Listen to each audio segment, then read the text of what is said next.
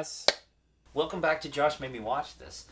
Today, we've got a very exciting, this is our second episode now. We talked about El Topo. Hopefully you got to see that video. It's very exciting. I'm sure that video's up. Check it out. Big fan of that movie. But we're doing another one that I particularly like. Peter Greenaway's The Thief, the Cook, the Wife, and Her Lover. What are your thoughts? You have been wanting to show me this for over a year at this point. So bad. And, boy, can I easily understand why. And I gotta say, for this first double feature, this was probably the most consistently entertaining and visually pleasing one because, my God, can you tell that its influence on so many filmmakers these days? Yup. Just a little bit. Especially if you're an Ari Aster fan, you can tell that there's a good chunk of symmetry and graphic violence that he blatantly ripped off of this. I wonder if Ari Aster has seen this. Oh, he has. I've seen his first round of interviews when talking about, like, Hereditary influences. This was almost top of the list. So, better reason to watch it. So, you've seen this more times than I have. What is it about? So, this is about Dumbledore. Number 2. Dumbledore number... he's got a name. Michael Gambon. So Michael Gambon and his wife, he owns a restaurant. He's married to a very young, very attractive Helen Mirren. And he has a chef, Richard, I think. Richard. Yeah. And they, together, have a very unhappy marriage. So, along comes her lover, played by, oh goodness, what's his name? It's on here. It is Richard Bohringer, who is the voice of the Ring in Lord of the Rings. But on top of that, we also get a really early Tim Roth appearance. And who's that guy? We're talking about him during the movie. That the one guy who we didn't recognize and we recognized. Oh, yeah, a very young Kieran Hines, who, much like Helen Mirren, has always looked the same. It's just more wrinkles show up as they both get older. And less hair in his case, because he had a mustache and beard that made him look like Rasputin. That's right. It kind of did, and especially with the colors of the sets and costumes in this, it was really hard not to see him that way, either. Yeah, so what do you... Now that we've watched the movie... Seeing the visuals, did it live up to the expectations? Let's just say that. Boy, did it, because there was... Even when the pacing was sluggish, there was never a dull moment in this, mainly because everybody has praised the hell out of this movie for this one particular reason. It is a gorgeous-looking movie. I mean, the sets and costumes of the restaurant in particular just look... It's fucking eye candy, and the weird thing is, the restaurant itself is only... Every wall, every floor, every costume this character wears is either black, red, or green. And the weird thing is, you can still make out every character that's within the frame. The symmetry in this, where everything is triangular in almost a Kubrick style, makes everything in the foreground and background so hard to miss. In fact, the first time in this, when the wife and her lover sneak off into the bathroom, in order to screw. World's largest bathroom. Yeah. You can actually see the lover from behind the two other gangsters, like this big within the frame, and you can still catch that moment. You can still see him staring her down, knowing that this is the signal to go. Yeah, there were moments in the film where I'm like, did you see that, Tyler? He's like, no. And we could go back and look at it, because there was, like, things you missed in the background. The thing about this movie is there's always something happening. Every character is moving. If no one is speaking, someone is eating. Someone is bored. Someone is tired. There's a waiter in the background moving food. There's someone cooking. There's a chef cutting something. There's always something visually happening. Nothing ever stops. There's even one random example where towards the climax where it's just Helen Mirren and the cook, even though they're not moving, the camera is so wide in its scope, you can see a fan going round and round, and I was paying as much attention to that as I was the characters' conversations. It's so weird that Greenaway anticipated that might happen. Yeah, and I mean, like, this is the whole thing. I think if you do go into this movie knowing this will look like a stage play, the world's greatest stage play with lighting, sounds, colors, and cameras, and I love that aspect of it. Did you get a Wes Anderson vibe to like how Very this felt much like a so. stage play? Very much so. I mean, the camera, I'm pretty sure only pans like left to right. There are so many tracking shots that go straight this way, like a play would, where you're going from like one section of the stage to the next. As you pointed out, there are only like maybe 3 or 4 close-ups within this entire movie. So you only get the 2 main characters and one of the chef. And one thing I pointed out is that even though the restaurant in this is basically the restaurant to Vertigo, where everything's like red, black, white, or green, the lover is the only one who wears any color outside of that whenever he's in the restaurant. So he stands out as the one who's the least corrupted by this mobster's influence in the clientele of the restaurants. And then, even when they go to the bathroom, which is all white, that change in the color palette even signifies like the change in mood as these two are sneaking off to their love spots. And like this has every setting within this has an extremely limited color palette. Where do you remember what you said this looked like for the first 10 minutes? What did I say? I can tell you because I do remember. Whoa, tell me because I forget. You pointed out something that I was dying to say, that it looked like the Joel Schumacher Gotham City. the Batman. Yeah. Because it literally has the same neon blues and greens at, like, the kitchen of the restaurant. In fact, whenever the mobster becomes much more envious of his wife's lack of attention, the green becomes much more amplified, as do their clothes, because it's the one time they're actually wearing green throughout the entire... I think that's the only time they both wear green throughout the entire Yeah, I'm fairly certain. The one thing about this is talking about color, talking about sets. It's very big, very... There is one other color thing, and this is important. When his wife and her lover are really bonding for the first time, they're actually talking as opposed to just having sex. It's the only time we ever see yellow, bright neon, because it's the one time either characters have any sense of happiness or fulfillment in their lives. And of course, that completely goes away. Yeah, no, the one thing, if you notice when she leaves the restaurant in a red dress, it's green in the next scene, or, like, it changes color to the scene. Same with his shirt. His shirt will be red in the restaurant, but green in the kitchen, and it's like, wow, it's seamless. It's flawless. Not just that, like, I think when she takes off her red clothes the first time she makes out with the lover, like, her clothes are black and white to match with the bathroom. Mm-hmm. And then when she's in the pantry, they match the pantry colors. And when she's in the bookhouse or whatever, I'm calling that the bookhouse. Yeah. They match. And it's like the color design, the costume design, the cinematography, the fact that it's mostly wides, a few mediums, and 3 or 4 close-ups. This is mastercraft filmmaking right here.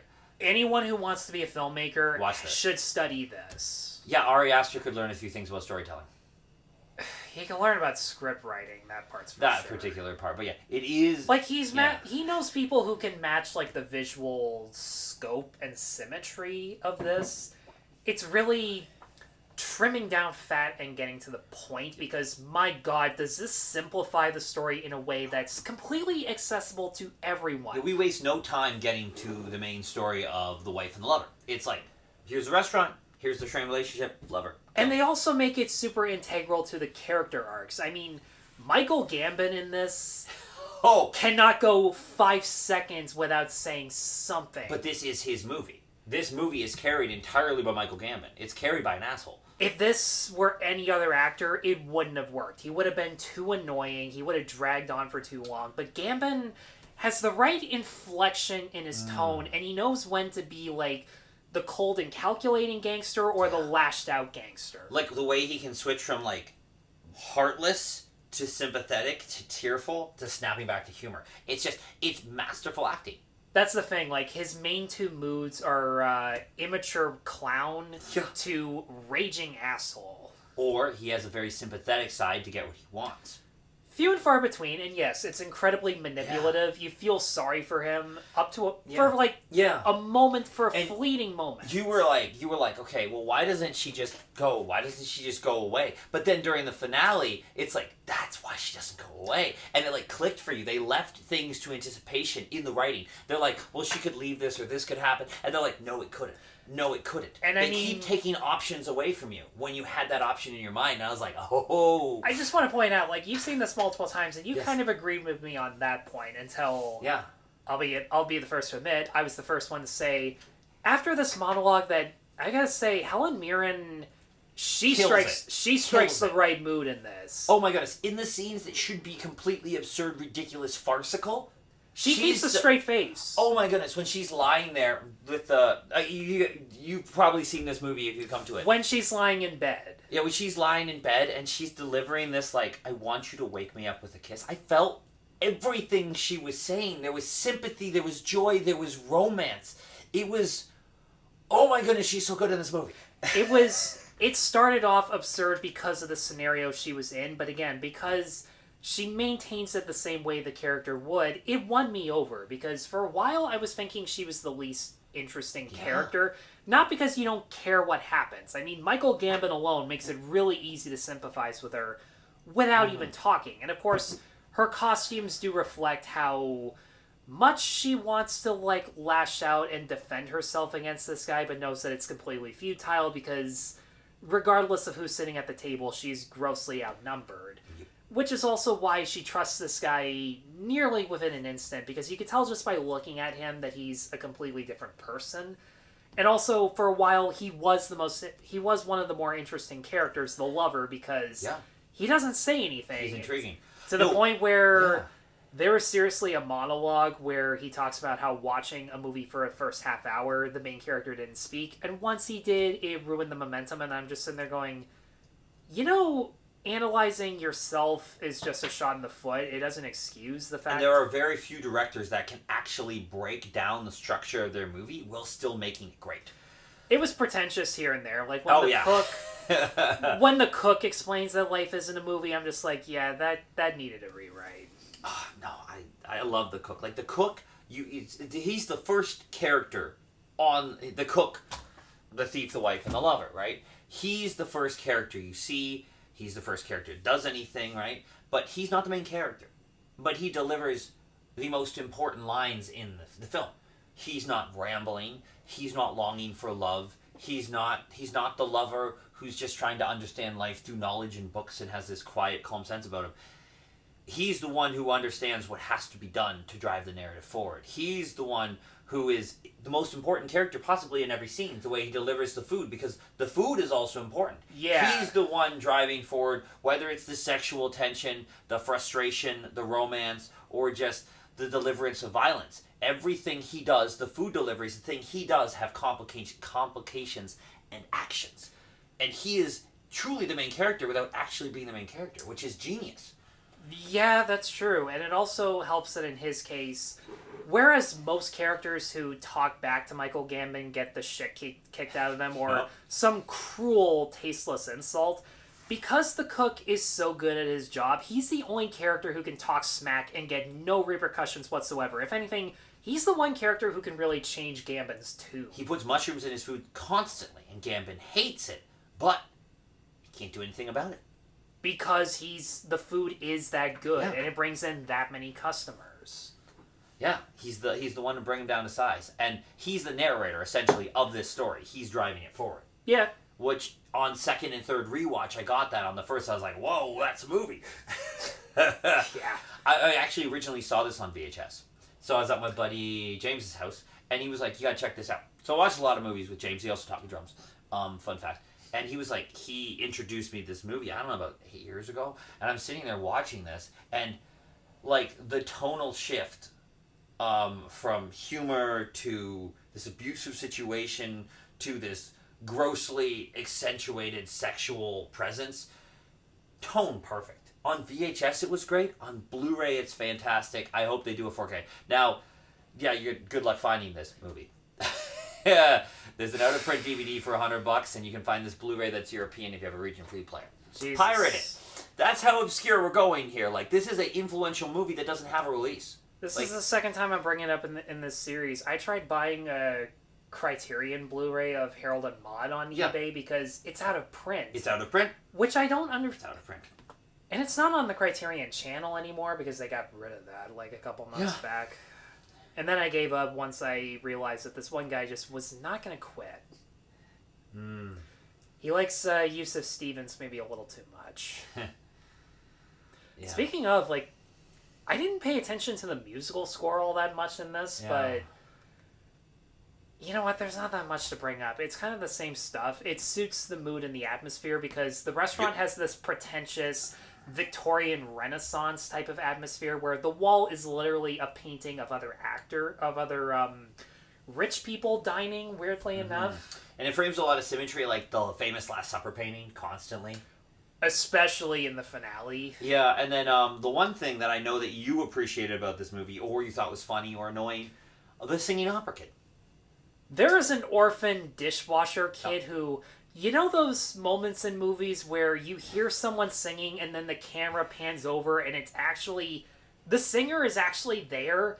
I mean, that's one thing we forgot to talk about with El Topo. That does that like 3 or 4 times. Yep.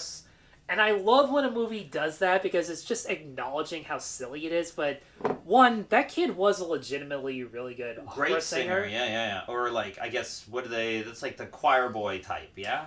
Yeah, I kept calling him the Amadeus kid because he really does look like Tom Hulse in Amadeus. Yeah. But you also feel for him as a character because, long story short, he's the one who witnesses Gambon's atrocities the most and, unfortunately has to pay for just being around when that happens. Just for doing his job. And it's one of the more graphic moments without even showing any violence whatsoever. Like, this kid's reaction to the shit that happens to him is all you need. You don't need any blood or guts. I never thought so this is like you could consider this a crime, thriller, comedy aspects, right? But like some of the stuff they do, the violence in here is some of the most graphic violence I've ever seen. And the weird thing is, there's a good chunk of it that's either kept off screen or is just minimized. Like, there's a scene in a car where you can see it from a distance, but they're basically just shadows at that point, so it's still up to your imagination. And of course, but it sounds you can hear it, you can feel it, like, and then you physically see what happened. And even the final dinner sequence, which is what it's most famous for. If you're clicking on this, you're probably like, "Oh, I saw that one image." That's not the most graphic piece in this thing. It's the kid. And what they do to this kid. Because, weirdly enough, you would expect the dinner scene at the end to be a lot more bloody or explicit in its organs. But weirdly enough, it's treated like any other course in the movie. Which I doubt is... Obviously, I doubt is what it would look like in real life. No, but that's the thing. Yeah. It fictionalizes how that would actually look to make it more palatable. Just this final scene. It's so powerful. So all the themes of the movie are coming together. The cutlery that he didn't like, that the people bought, that's too cheap, right? Everything is coming together. He didn't like the chef's food. Why is there no one at the party? All these things are coming together. It's not gory. There is elements of gore here, but not bloody gore.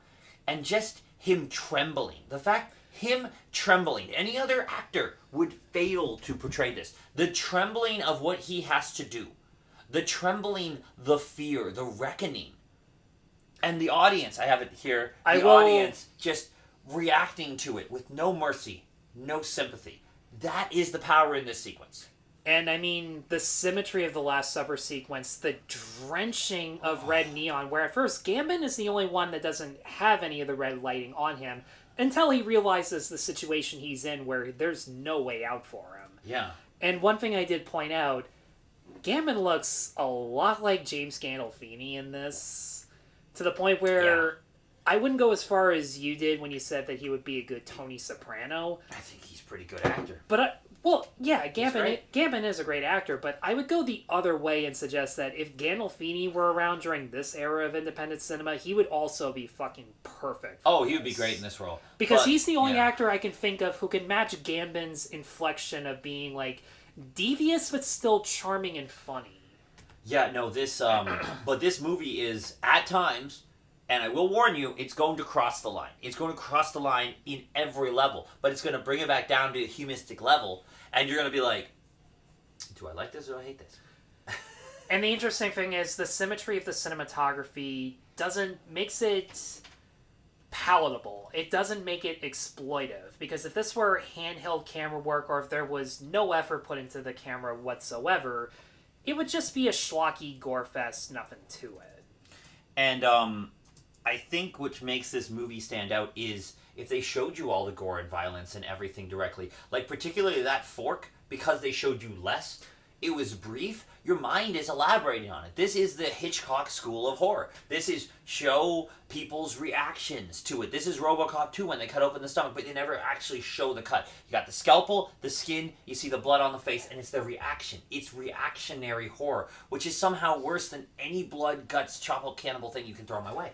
It's also story-based, too, because you see what happens when someone stands up to Gambon and faces repercussions for it. Not to mention, this is probably a budgetary thing, because you can tell the fork was glued in and that they couldn't pull it out, but, like, waiting until the camera panned up in order to pull it out and is then still he just the sits wise... there eating. It's still... Just...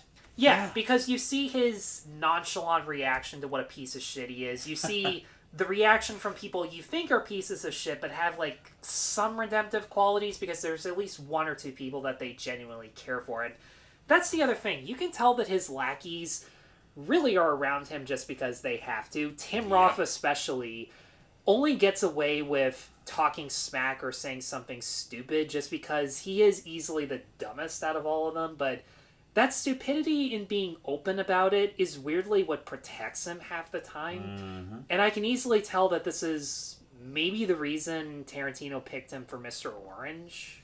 Yeah, no, and the cinematographer, Sacha Veneri... I think it's Sacha Vierney. Anyway, he did 8.5 Women, which if you haven't seen, phenomenal cinematography movie. What else has he done? Not a ton. Because, like, that's a long time to be alive. Yeah, so... Last year of Marienbad, that makes sense. Yeah, done a ton of stuff, but there is... Wow, there's a lot on the resume, so... Yeah, for sure. Yeah, a lot of stuff. I don't recognize any of these other ones. A lot of French cinema, so... Yeah, which, of course. But in case it wasn't painfully obvious, watch this movie. Oh my goodness. Now, the one thing I still haven't... I am still unclear on. Tyler, I have a theory. There's a lot of metaphors in here. Like, there's a bunch of stuff. We want to know what you think, because, like, my goodness. The reason you should watch... The one I want to talk about, the menus. The way we transition from days with the menus. That's, like, straight out of Wes Anderson. Like, he saw this movie. You know what? Those title cards definitely influenced his. And the weird thing is, I wasn't even paying attention to them. There was a moment where I saw Tim Roth with the Van Dyke, and I'm just like, wait, what? And it makes me realize it says Tuesday, but it doesn't mean it's like the Tuesday of that week. Yep. I do love that they show passage of time without spelling it out to you. And, I mean, you obviously had to point out... You pointed that out a little bit to me, but, like, I was... And, like, we pan by, and this kid who's singing before bad things happen to him, he's sitting in a bathtub, but he's singing about being clean. Like, it's fulfilling the characters' like, narratives and backgrounds in the background. We did notice as time progressed that the one song he sings in this, the lyrics match the scenes whenever they do. And that's the thing. Like, I was talking about envy as the big one because, you know, green with envy, and it's the most stark color throughout the whole thing. But I'm also wondering if this is like a Seven Deadly Sins allegory where... It very well could be. His wife and her lover have the lust.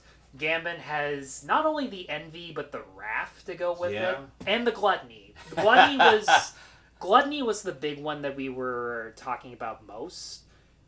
Okay, so lust, envy, wrath...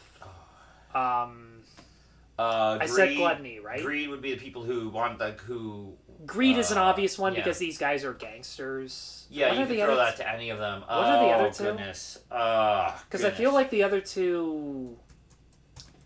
Oh, pride. Yeah. Like, Gambon has a ton of pride. The Cook technically does, but it's much more suited. Yeah, it's loading. What do you got? I was really hoping for the... Envy, wrath, gluttony, lust, sloth, and greed. Sloth is the only one I can't really think of. But, like, 6 of the seven deadly sins, I have a few... could be. There's no way Greenaway never thought of that. But, like, this is a masterclass in directing, cinematography. Now, as we do with these, and I want Tyler to take this, like, why is this film important? Why should you watch it? Like, someone out there had never seen this, or they've seen it, why should you go rewatch it? Why? One thing I've noticed as I study filmmakers or video essays, it seems to come off less about how the director is the most important part of a film. Unless you have like a small crew, like every component, not just the direction, but the cinematography, the production design, the costume, the actors, the script, the music, all of those things have to work together perfectly in synergy for something to work. And there is 150% effort in every single department to make this a work of art, and a work of art featuring subject matter that in any other movie would just be considered trash and lowbrow. Oh, yeah. This makes it work. And again, it simplifies it in a way where it shows the context as opposed to telling. Like, there are some monologues here and there, but it still feels like a character sharing a conversation as opposed to explaining stuff that we need to connect the dots to. And this is a foundation of Ari Aster. Basically, Most major directors. I'm thinking, Wes Anderson. Yep.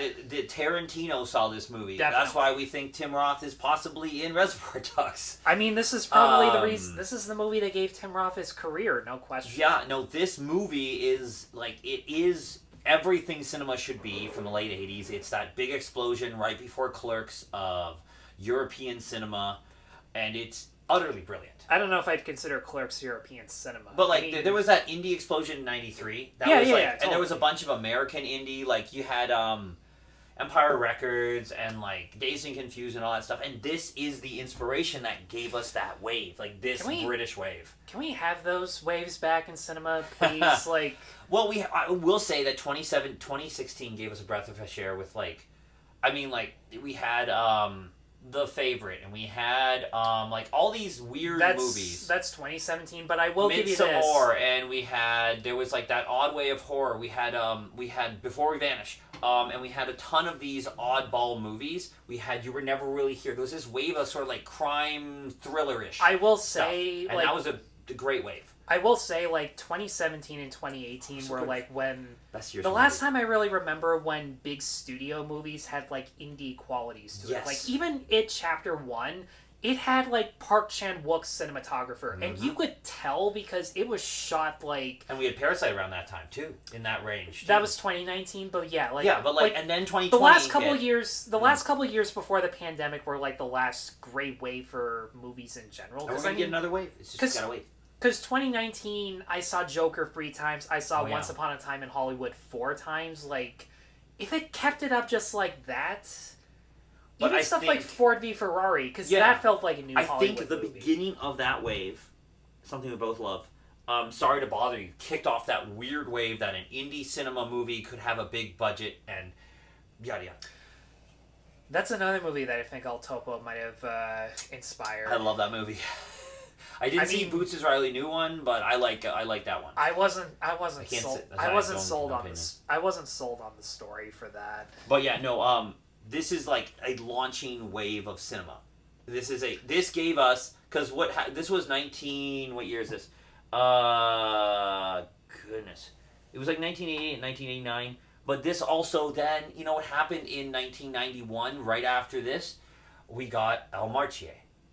I butchered the name, but that Rodriguez coming out of nowhere. This was a wave of directors. And Robert Rodriguez, Tarantino, real life best buddies, Kevin Smith, they all rose in that era of cinema. And that gave us this crazy wave of cinema, and this is one of those movies that's highly responsible for it. So, what else has Greenaway made? Because this is the only movie of his I've ever heard of. It's the only one I've ever watched, but I know this is a very influential film. And I feel like that's the way for even fans of this movie, that they haven't seen much of this stuff. Let's take a look.